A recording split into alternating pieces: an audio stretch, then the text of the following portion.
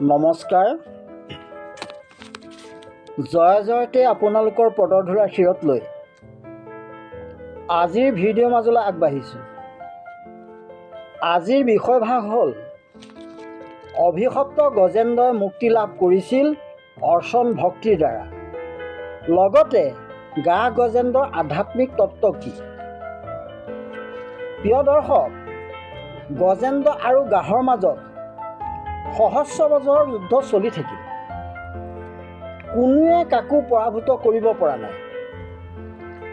গাহ জলচৰ পানীত যুদ্ধ কৰিবলগীয়া হোৱাৰ বাবে গাহৰ শক্তি প্ৰবল আৰু গজেন্দ্ৰৰ শক্তি কমি কমি আহিবলৈ ধৰিলে।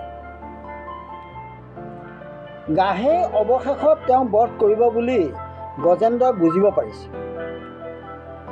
সেইকাৰণে তেওঁ ভগৱান কৃষ্ণৰ বাহিৰে কোনেও ৰক্ষা কৰিব নোৱাৰিব বুলি জানি সুৰেৰে এটি পদুম ফুল ছিঙি লৈ ক'বলৈ ধৰিলে, হে দীন দয়াশীল ভগৱান, মোক আজি এই সংকট কালত তোমাৰ বাহিৰে উদ্ধাৰ কৰোঁতা আৰু কোনো নাই।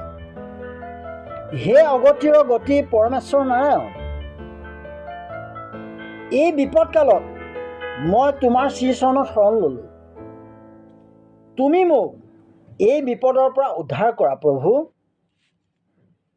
গজেন্দ্ৰই এইদৰে অৰ্চন ভক্তিৰ দ্বাৰা ভগৱানৰ ওচৰত শৰণ লোৱাত অন্তৰ্যামী ভকত বৎসল ভগৱান সৰোবৰৰ পাৰত উপস্থিত হ'ল।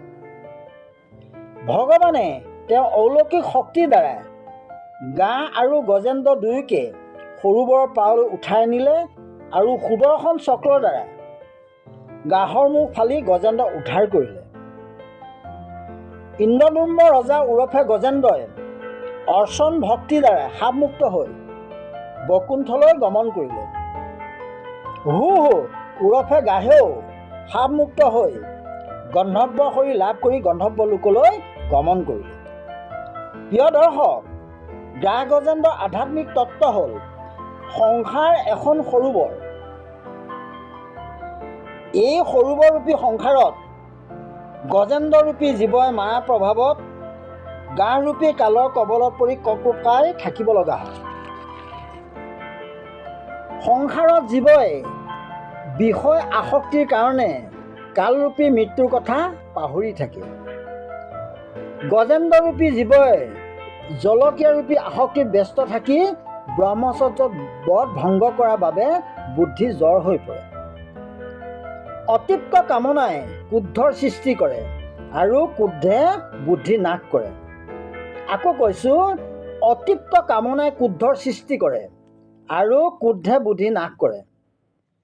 গজেন্দ্ৰৰূপী জীৱই সোণ ৰূপ আৰু লোহাৰ শৃংগ থকা ত্ৰিকুট পৰ্বতত থাকে। ত্ৰিকুটৰ অন্য অৰ্থ কাম, ক্ৰোধ আৰু লোভ।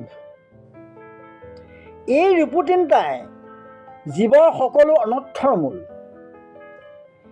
এই তিনিটা ৰিপুৱে কাম কৰি থকা জীৱৰ মনত আত্মা পৰমাত্মাৰ চিন্তন হ'ব নোৱাৰে।